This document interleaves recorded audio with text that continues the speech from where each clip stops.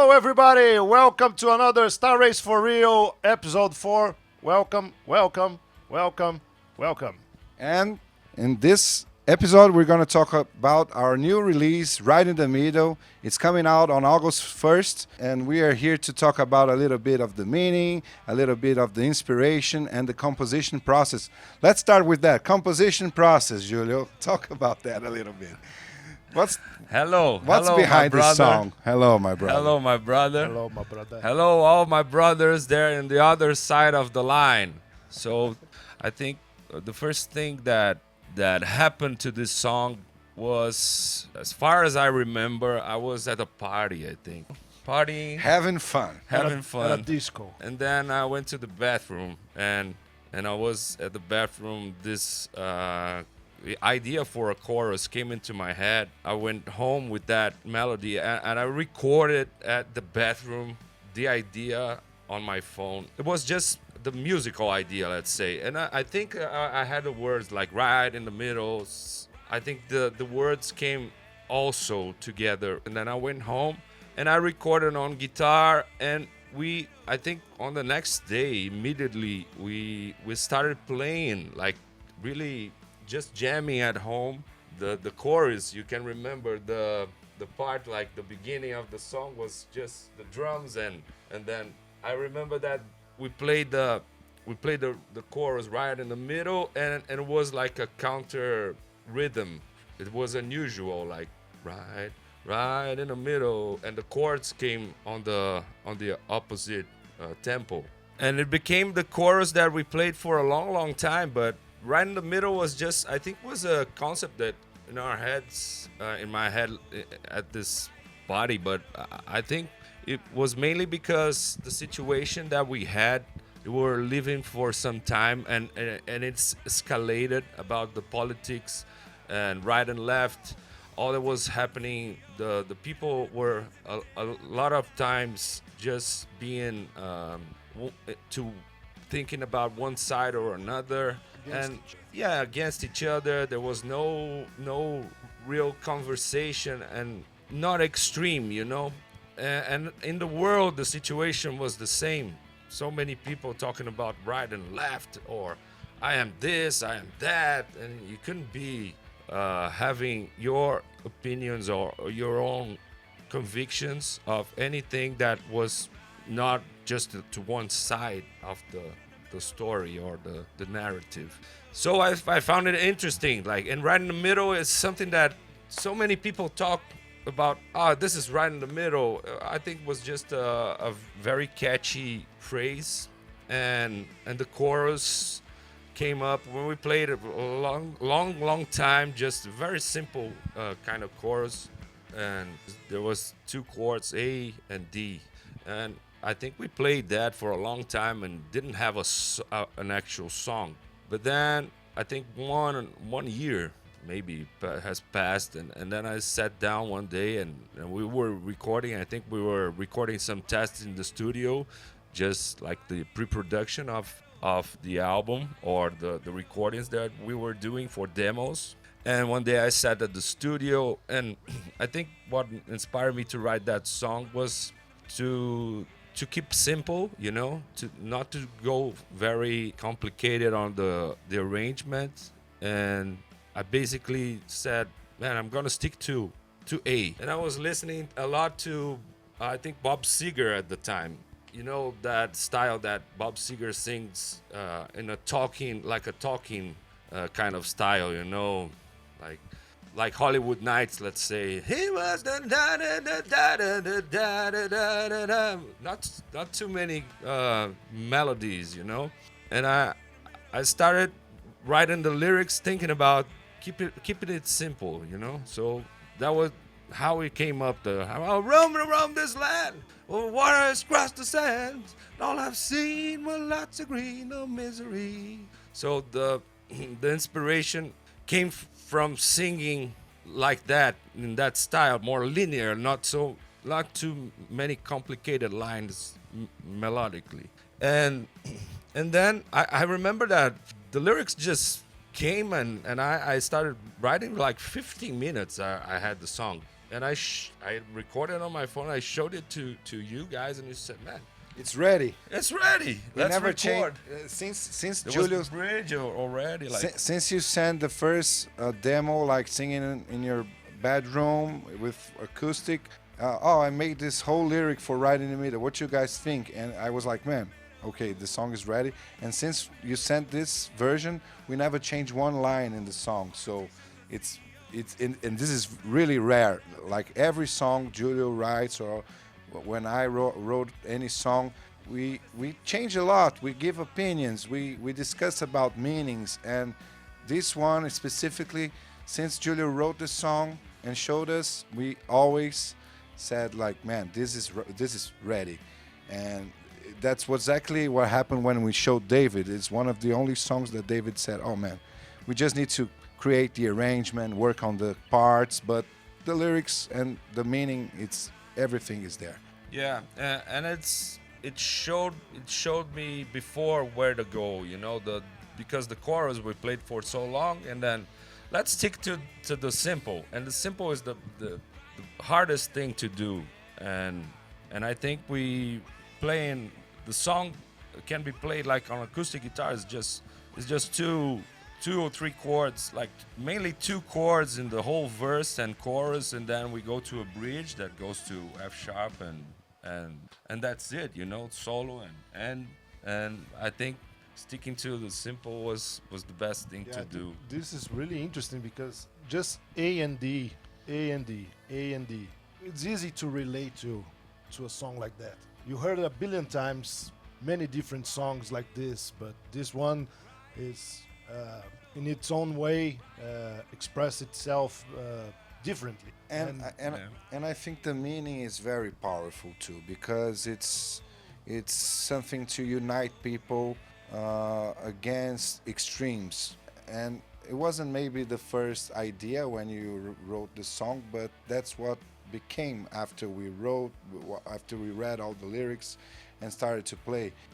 Poor and rich, as you said before, like good and bad, poor, rich, beautiful, ugly. So we have many different opposites that it's not one or the other that it's correct all the time.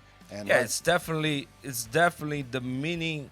I think on purpose was to go against the extremes and show that I mean, this is the meaning for me. You can interpret the people will interpret differently. You interpret differently the song, I think, and you can have many different interpretations during the course of time. But I think to me was just to try to show people that we have a soul and we have our own convictions and we can believe in whatever we want to believe. We don't need to follow any rules that anybody try to tell you or impose. So you can be yourself and you're free to do that. And the best thing that was invented to this time that I think represents complete freedom is rock and roll. That's why rock and roll is mentioned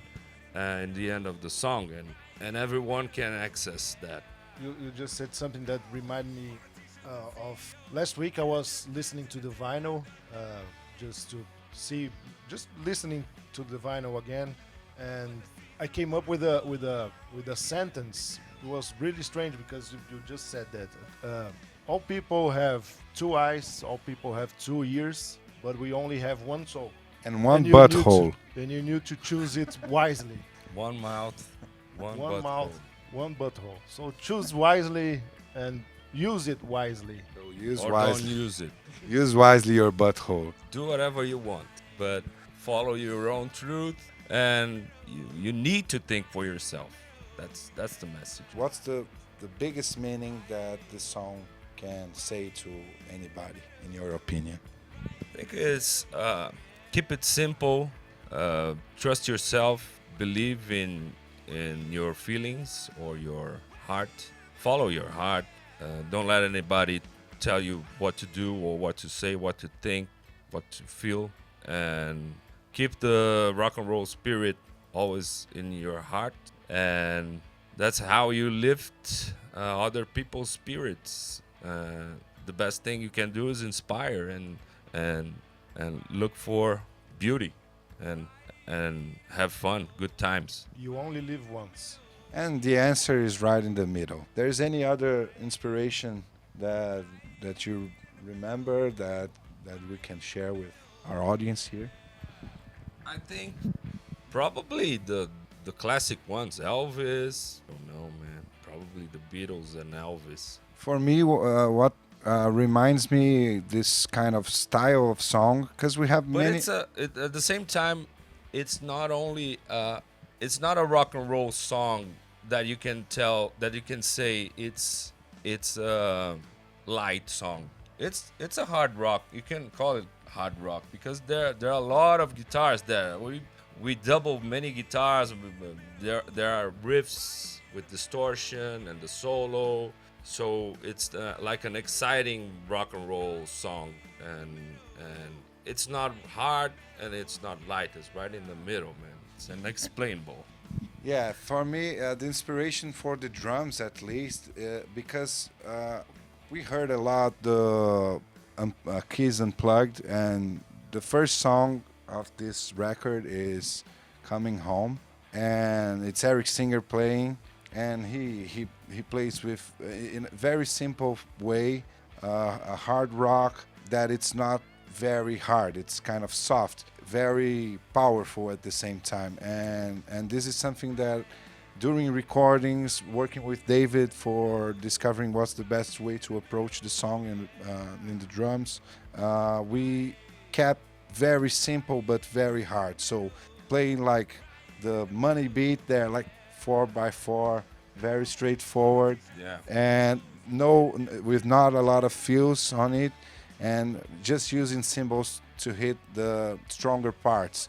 And for me, remember, it's very inspiring. This whole record, this whole Kiss record for this specific song, because it's a hard rock song with acoustic guitar, with electric, with a lot of synthesizer, but so it's right in the middle, as you said. Like it's a mixture of a hard rock and almost like a ballad. It's More crazy. ballad. Yeah, and like talking about the parts of the song, we always had the chorus and we didn't have introduction.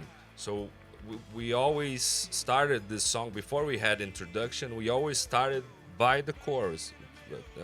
We started the song with the riff and right in the middle, already like repeating right in the middle till it falls into the.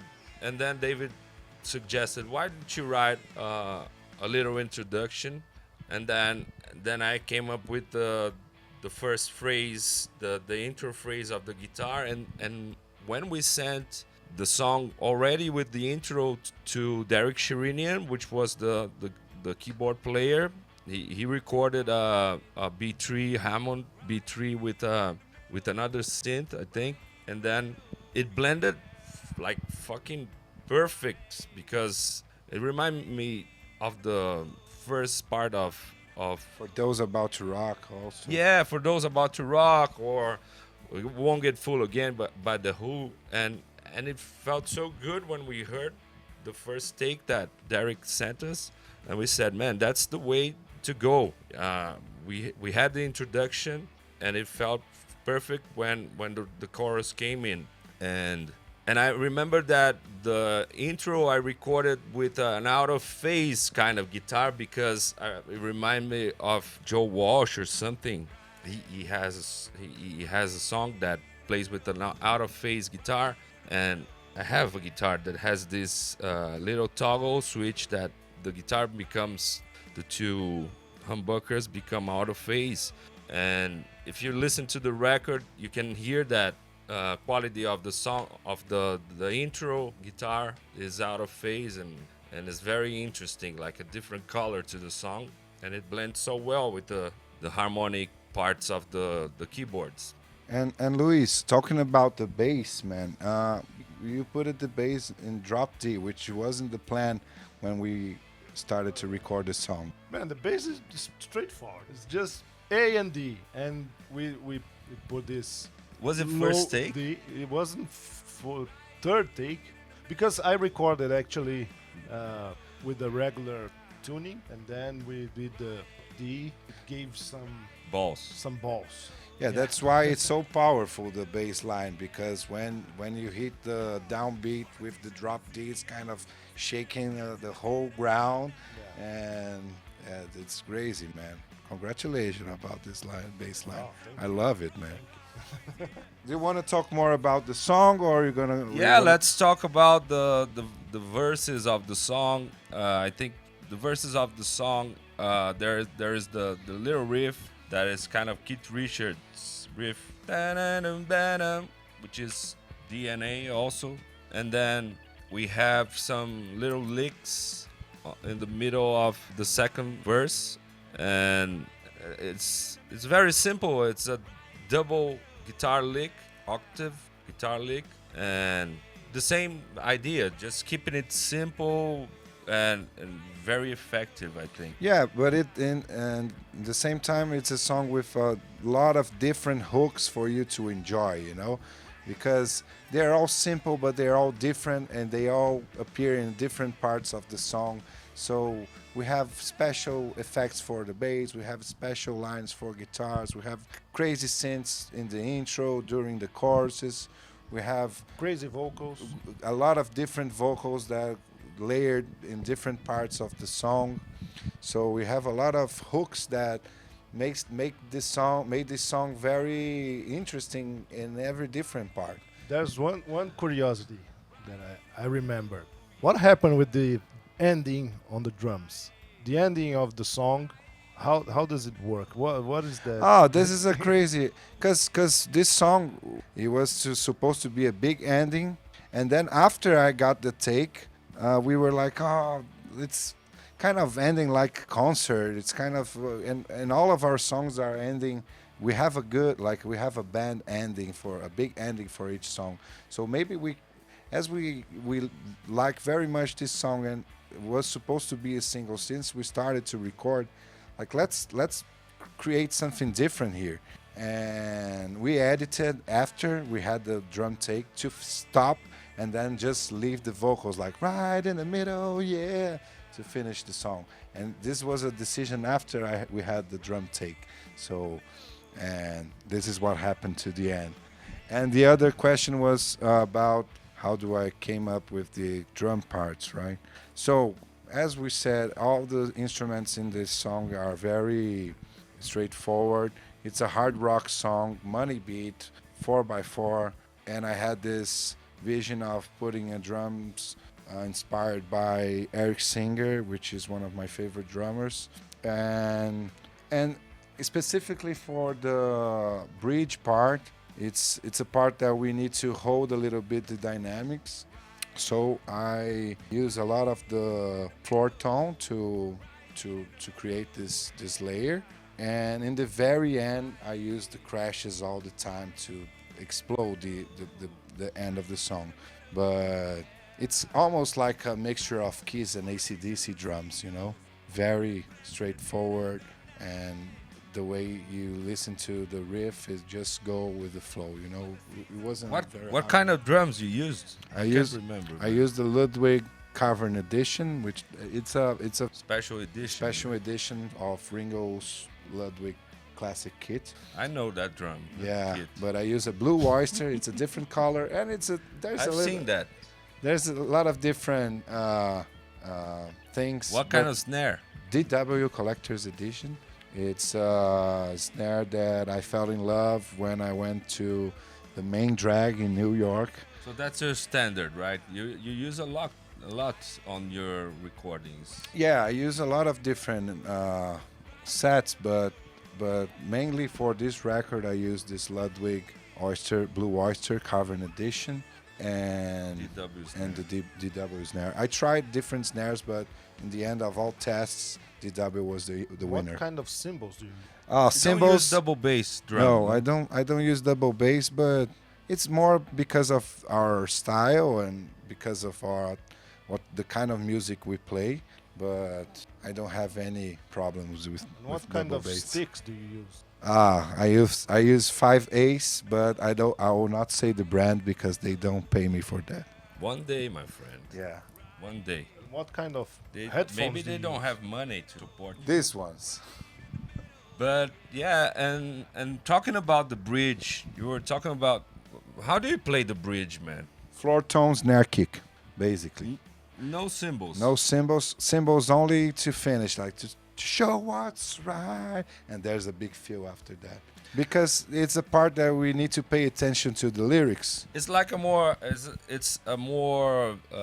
It's the climax Yeah, of the song it's to preparing to release. prepare to the solo. Yeah. And I use the phaser also to make this. It's a cool meaning. Also using the out of phase in the beginning of the intro and the guitar out of phase, and then the phaser to play the solo, which I played the solo also with the phaser, and it's a good thing because the phaser is. He's just realizing this right now. Yeah, it's always about extreme the opposites. The phaser is always playing with the wave, the phase of the wave form, the sound. So it's nice to have that, and I didn't think about that before, but in this song specifically has a meaning, like having the phaser being one of the elements that appear in the song. And this is a very nice part as well because it gives you another kind of feel that it's a minor chord and with the riff in the middle, so it creates more tension and then release in the solo again and finishes with the chorus. That is, I think, the And during the intro also there's a simple thing. there's a different part because I used to only play the floor tone straight, and then David during recording said, "Man, let's put some upbeat here with the other tones, and let's create a counterpoint to the vocal. So right in the mid, boom." Which and we had That's the intro. yeah, that's the intro, and we haven't had that before. And then David suggested, and we did, and I was kind of, oh man, serious, man, this is very weird, and I don't like it. And I was totally wrong because worked a lot in the song, and became a powerful intro because of that, and of course because of the guitar riff. Yeah. What else? Any other curiosities, Lois?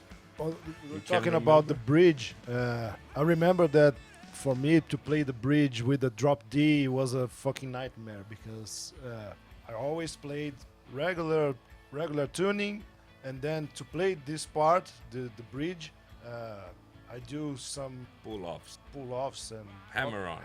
No, I don't do any of this. But it's different. It's different to play. So to adapt this was pretty hard, but I think I did great. Yeah, Yeah. when we have challenges during recordings is the best part because you do stuff that you're not prepared to, and then became some very interesting different it's parts. insane because I tried to record with the regular tuning, and then we said if you're playing with the drop D, you must play the whole song in drop D. So That's I need to adapt this, and in the end it worked. Yeah. And I learned how to play. Yeah, until this day, he always forgets to tune the bass on drop D, Yeah, so and we keep playing it wrong. a lot of times you will see me detuning the bass During the during concert. So if you're at our show, please remind Luis that he needs to put the bass in drop D. And I think that's it for That's it. tonight. So if you want to listen to Right in the Middle, go after the internet, wherever you are, in the whole wild world. And the song is there for you to enjoy. I hope you enjoyed so much this video tonight and this conversation. We thank you for watching StarAce For Real once again. Please subscribe and ring the bell, and go probably sooner or later you're gonna find a vinyl store that has Right in the Middle with our new record there, so don't hesitate to check it out. All right, thank you very much. We love you. We're StarAce, and this is StarAce For Real once again. Amazing.